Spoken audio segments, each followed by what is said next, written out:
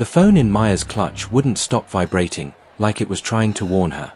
She stood at the edge of the hotel pool deck under warm string lights, the kind that make everything look softer than it is. Someone laughed too loud behind her. A waiter brushed past with a tray of champagne flutes. Maya turned just as a hand touched her upper arm, firm, casual, like it owned the moment. Her heel slid on a wet tile she didn't see. For half a second, there was no sound at all, just the rush in her ears and the cold blue water rising to meet her dress. She saw Andre's face across the crowd, his smile still on, not yet understanding. And she heard the billionaire's voice over the music, close enough for her to smell his cologne. "Oh, relax," he said, like this was nothing. Maya hit the water and the world snapped sharp. The fabric pulled heavy. The phone went dead in her hand. Above her, people gasped, then went quiet like they were waiting to see what kind of woman she was going to be. Andre started moving. And on the far side of the pool, the billionaire's assistant lifted her own phone, already typing. Maya came up coughing, blinking chlorine, and for a split second she thought, this is going to cost us everything. The week before the gala, Maya's life felt like a calendar that never stopped yelling at her. They lived in Chicago, in a condo that looked like success from the outside. Glass walls, a view of the river, clean lines, and expensive quiet. Inside, it still felt like two people trying to breathe at the same time. Andre's suits hung on one side of the closet like uniforms. Maya's clothes were folded on the other side like she was renting space. In the mornings, she made coffee the way she always did, even though Andre barely drank it anymore. He'd pick up a cold brew on the way to the office, pay too much for it, and bring it home half-finished. Maya would find the cup later on the counter, sweating into a ring, like a tiny mess nobody had time to handle. Andre was the CEO of a logistics tech company that had grown fast and loud in a world that didn't always want to hear him. Maya had watched him climb for years, watched him learn how to smile in rooms where he wasn't expected to belong. Some days it made her proud. Other days it made her tired in a way she didn't know how to say out loud. The billion-dollar deal wasn't just a deal. It was the kind of headline that could lock in investors, calm down board members, and buy Andre a little more respect from people who kept acting like he was still on probation. The partner was a billionaire named Graham Klein, the kind of man who talked about disruption like he'd invented it and treated everyone around him like background. Maya had met men like Graham before. Not exactly him, but the category. The ones who loved an audience. The ones who made jokes that weren't jokes, then watched your face to see if you'd swallow it. Andre didn't want Maya to come to the gala at first. He said it was going to be a long night, which was his new way of saying he didn't have room for anyone else's feelings. Maya told him she was coming anyway. Not because she wanted a fancy night. Because she was tired of being treated like an accessory that could stay home when things got complicated. The argument happened on a Tuesday evening, in their kitchen, with the overhead lights too bright. Andre had his laptop open on the island. Maya could see spreadsheets, timelines, names of people she didn't know who somehow had power over their lives. "I'm not asking you to perform," she said. "I'm asking you to let me stand next to you." Andre didn't look up right away. His jaw tightened like he was holding something in. When he finally met her eyes, she saw how thin he was getting around them. Not physically, just worn down. "It's not that," he said. "It's just, Graham's unpredictable. He likes to test people." "Test," Maya repeated. "We're not in school." Andre's mouth twitched like he wanted to laugh but couldn't afford it. "You know what I mean." Maya did know. She knew the way certain people treated Andre like he was an exception they were still deciding to accept. She knew the way people would compliment him like they were surprised. She also knew the way those same people looked at her, sometimes with curiosity, sometimes with that tight smile that said they were measuring her, too. Maya worked in HR at a mid-sized healthcare company. It wasn't glamorous, but it was stable. She spent her days helping other people name their problems in polite language and then trying to fix them with policies that always came too late. She understood power. She understood how it hid inside small moments, inside who got interrupted and who got listened to, inside who had to stay calm so everyone else could feel comfortable. Later that night, when Andre was asleep, Maya sat on the couch scrolling through old photos on her phone. Not because she was nostalgic. Because she wanted proof they were still them. There was a picture from 3 years ago, a cheap takeout dinner on the floor of their first apartment, both of them laughing, Andre's tie loose around his neck, Maya holding up a dumpling like it was a trophy. Back then, they had been tired, too, but it was a shared tired. Now it felt like Andre was tired in a place Maya couldn't reach. The day of the gala, Maya got ready slowly, like every decision mattered. Her dress was navy, simple, the kind of thing that didn't try to scream for attention. She wore earrings Andre had bought her when his company closed its first big round of funding. She could still remember how he'd looked that night, shocked, grateful, a little scared. Maya had hugged him and told him, "You don't have to become someone else to keep this." On the way to the airport, Andre took a call in the back of the car and kept his voice low. Maya watched the city slide by outside the window. She saw people walking dogs, waiting for buses, carrying groceries. Real life. The kind that didn't care about valuations or galas. Andre ended the call and rubbed his forehead. He glanced at her, like he'd just remembered she existed. "You okay?" Maya asked. Andre exhaled. "Yeah. Just a lot." Maya reached over and rested her hand on his knee. He flinched, just a little, then let her keep it there. "I'm not here to make it harder," she said. "I'm here because this matters to you. And you matter to me." Andre's eyes softened, and for a second it felt like the old version of them peeked through. He squeezed her hand, quick and quiet. Like he was afraid of what it would mean if he held on too long. They landed in New York and checked into a hotel that smelled like money. The lobby was marble and smiles. Maya watched Andre shift into his public self. His shoulders back, his voice steady. She could almost see the weight slide off him and onto the air around them, like the building was holding it for him. At the gala that night, the pool deck looked like a movie set. Lights on the water. A jazz trio playing something smooth. People dressed like they'd never spilled anything in their lives. Maya felt Andre's hand at the small of her back as they walked in, and she tried to breathe like she belonged there, because she did. Not because of anyone else's invitation. Because she had built a life with Andre from the ground up, and no one got to erase that. Then she saw Graham Klein. He was surrounded by people leaning in, laughing at his words half a second too fast. He had that easy confidence of someone who'd never had to wonder if a room would make space for him. When his eyes landed on Andre, he smiled wide like he was greeting a winning horse. When his eyes slid to Maya, the smile stayed the same, but something in it sharpened. Andre leaned closer and murmured, "Just stay close to me tonight, okay?" Maya nodded. She didn't like being told. But she understood the fear behind it. A few minutes later, Graham crossed the deck with a drink in his hand and a grin like he was about to turn the night into a story he could tell later. "Andre," he said, loud enough for people to hear. "My man." He shook Andre's hand, then looked at Maya again like she was part of the package. "And you must be the wife," Graham said. Maya held out her hand, polite. "Maya." Graham took her hand but didn't shake it right away. He held it a beat too long, eyes on her face like he was deciding what kind of respect she'd earned. "Maya," he repeated. "Beautiful name. You know, I love a couple that looks good on paper." Andre's smile tightened. "We're here to celebrate," he said. Graham laughed like Andre had made a joke. "Exactly. Let's have some fun." Maya felt her phone buzz in her clutch again.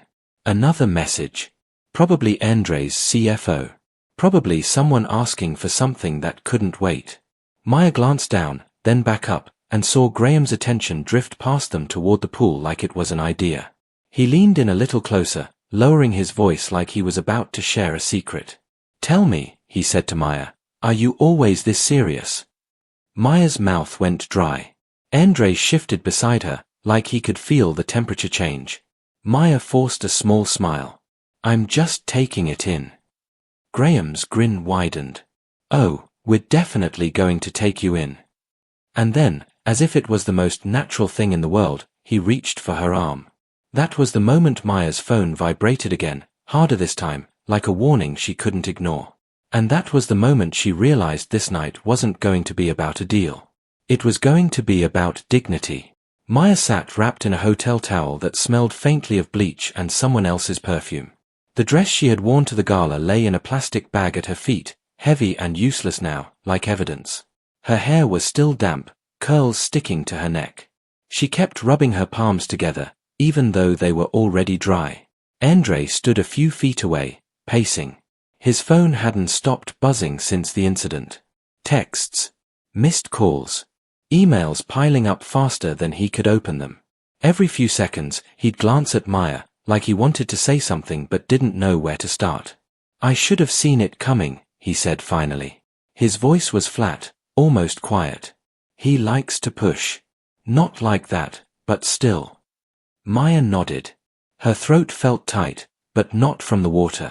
From the way everyone had frozen when she fell in. The pause. The calculation.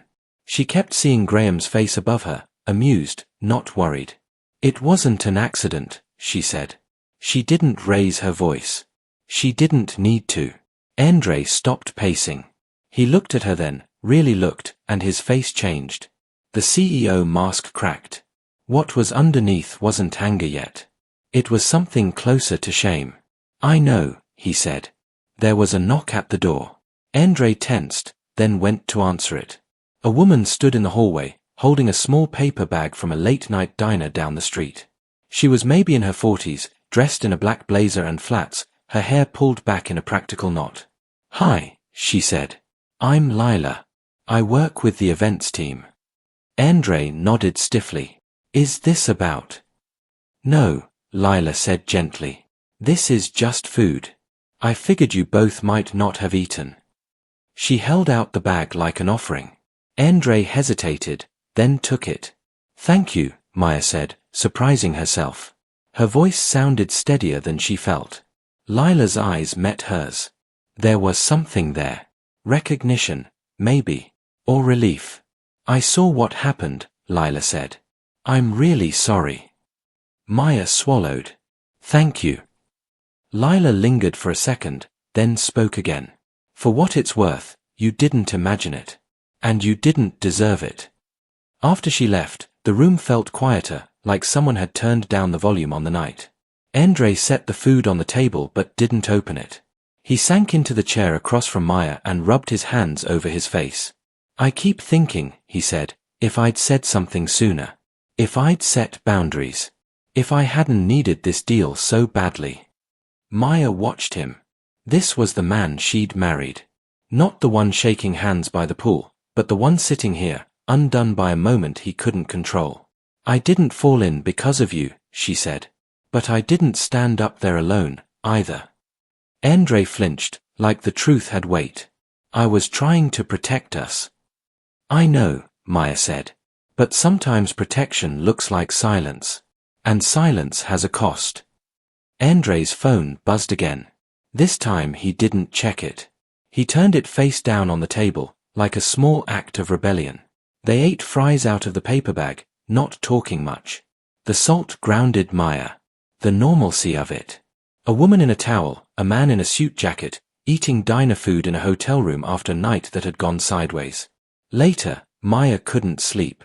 She pulled on a hoodie and went down to the lobby, drawn by the need to be somewhere that wasn't full of thoughts. The hotel cafe was still open, quiet except for the hum of machines and a barista wiping down the counter. Maya ordered tea and sat by the window, watching taxis slide past on the wet street. Her phone buzzed again. This time it wasn't work. It was a number she didn't recognize. She let it go to voicemail. A minute later, curiosity got the better of her. She listened. "Hi, Maya. This is Lila. I hope this isn't weird. I just wanted to check in. If you need anything, or if you just want to talk, I'm around. No pressure." Maya stared at the screen. She didn't know why that message hit her harder than the others. Maybe because it wasn't attached to an agenda. No deal. No PR strategy. Just a person reaching out.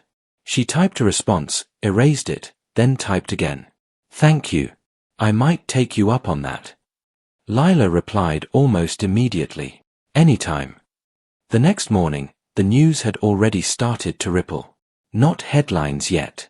Just whispers online. A blurry video from someone's phone. A caption that said something vague about awkward moment at gala. Andre's board called an emergency meeting. Graham's team sent a carefully worded email saying they needed to pause discussions. No apology. No acknowledgement of Maya. Just distance. Andre got dressed in silence. He kissed Maya on the forehead before leaving, longer than usual. I'll be back later, he said. No matter what happens. Maya nodded. I know. She spent the morning walking the city, letting her body remember how to move without being watched. She passed a coffee shop where two women were laughing over a shared muffin. A construction worker held the door open for her and nodded. Ordinary kindnesses. They felt bigger now. In the afternoon, she met Lila at a small park near the river. They sat on a bench, coats zipped up against the wind. I've seen that man do things like that before, Lila said, not naming him. Never so public. But always with plausible deniability. Why didn't anyone stop him? Maya asked, then hated how tired her voice sounded. Lila sighed. Because people like him don't fall alone. They're held up by everyone who needs them. Maya nodded slowly. She'd known that answer already. Hearing it out loud made it real. I don't know what happens next, Maya said. I don't even know what I want to happen. That's okay, Lila said. You don't have to decide today. Maya looked out at the water. It moved steady and indifferent, like it always had. For the first time since the gala, Maya felt something loosen inside her. Not relief. Not hope exactly. Just the sense that she wasn't alone in seeing what she'd seen. And sometimes, she realized, that was enough to start with.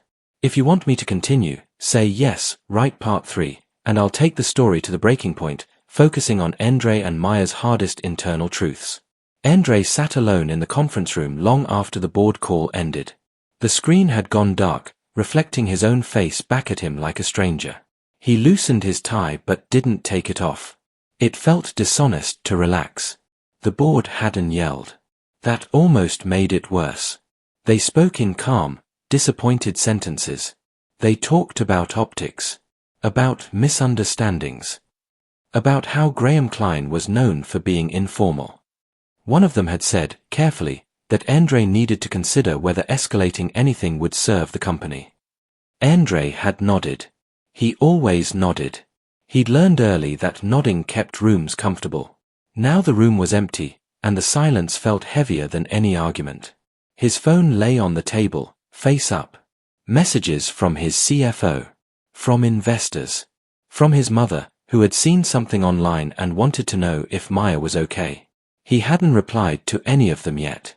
Andre leaned back and stared at the ceiling. He thought about the exact moment Maya slipped. Not the fall itself, but the second before, when Graham's hand closed around her arm. Andre had seen it. His body had known something was wrong before his mind caught up. And still, he'd hesitated. A fraction of a second. Long enough for the world to tilt. He hated himself for that second. All his life, Andre had been taught to absorb discomfort quietly. To wait. To be strategic. Growing up, his father used to tell him, you don't get angry in rooms you don't own. Andre had taken that advice and turned it into a career. He'd swallowed comments. Laughed off disrespect. Let people underestimate him, because sometimes that was useful. But Maya wasn't a strategy. She wasn't a long game. When Andre finally stood, his legs felt unsteady. He grabbed his coat and left the building without telling anyone. Outside, the air was sharp. He walked with no destination, letting the city decide for him. He passed a food truck setting up for lunch, the smell of onions making his stomach twist. He realized he hadn't eaten since the gala. He thought about calling Maya, then stopped himself. He didn't want to fill the space with apologies that sounded rehearsed. He needed to understand something first. By the time he got back to the hotel, the sun was already dropping. Maya was sitting on the edge of the bed, scrolling through her phone. She looked up when he came in, reading his face. They're pausing the deal, Andre said. He didn't dress it up. Indefinitely. Maya nodded once. She had expected it. Somehow, that made it hurt less. They want me to stay quiet, he continued. They think this will blow over. Maya set her phone down. And what do you think? Andre opened his mouth, then closed it. He sat beside her, elbows on his knees. I think, he said slowly, that I've spent years convincing myself that silence was strength.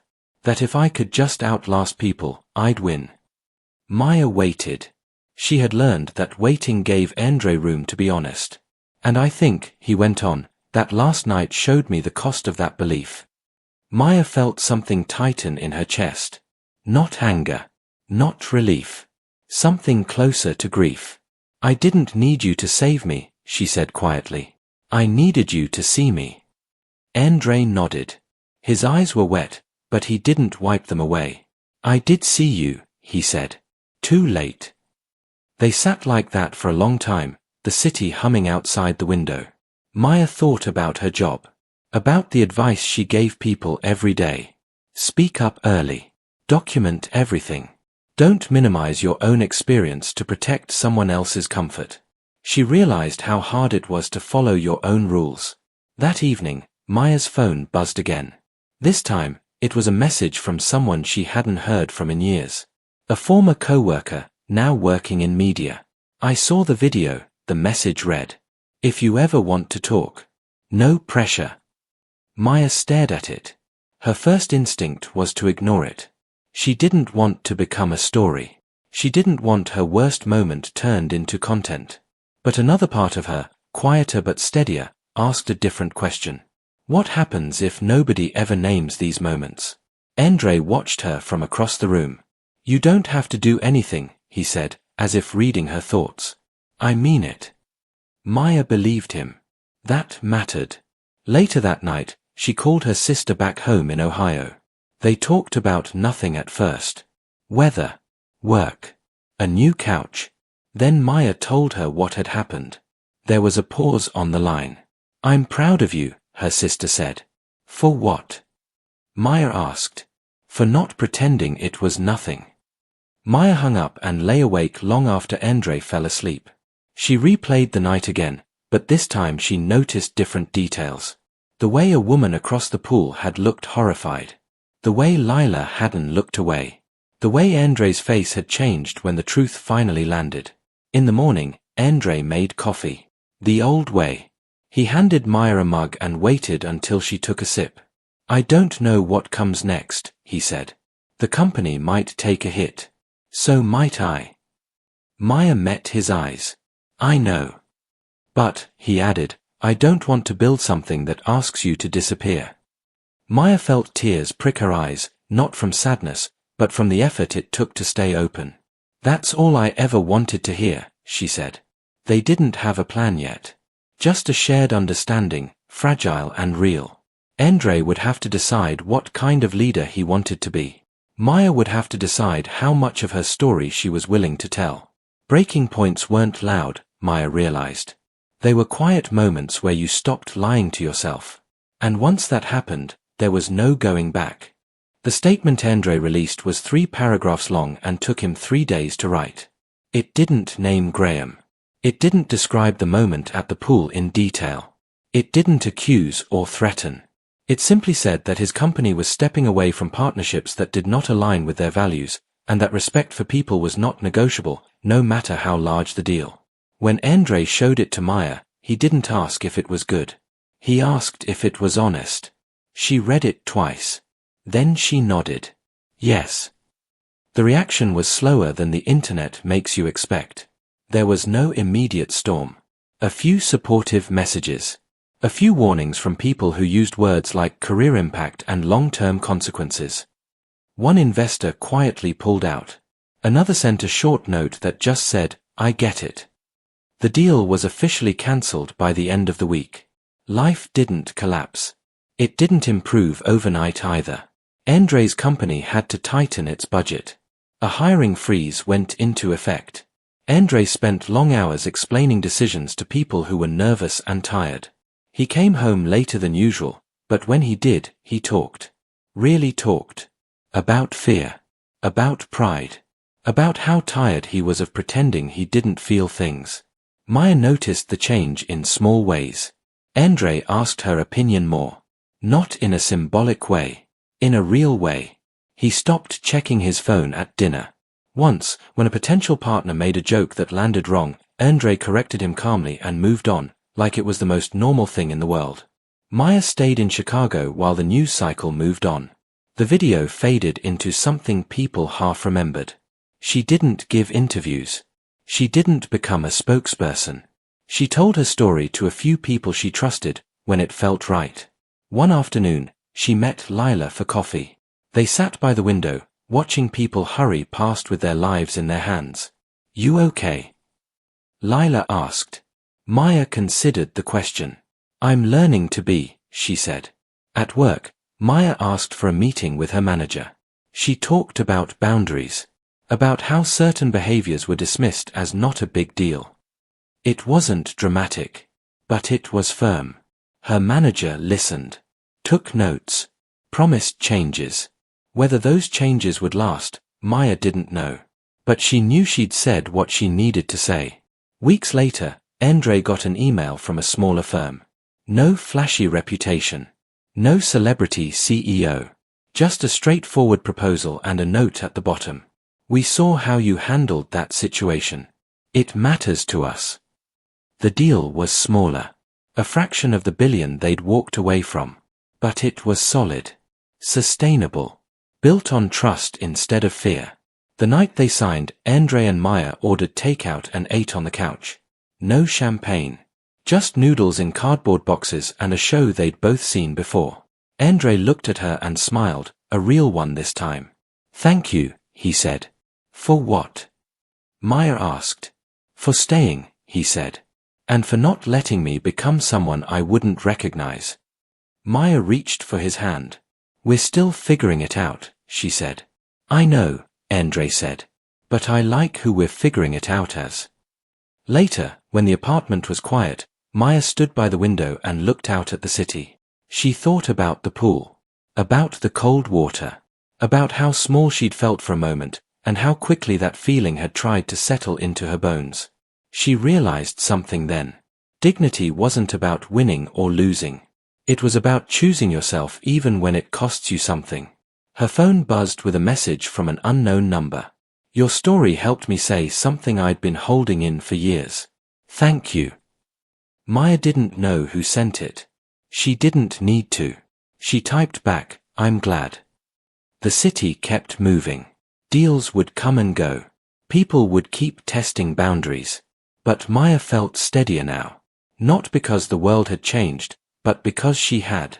And sometimes, that was enough. If this story resonated with you, you're not alone. Many people have faced moments where silence felt safer than truth. If you've ever been there, share your experience. Your voice might be the small win someone else needs to hear.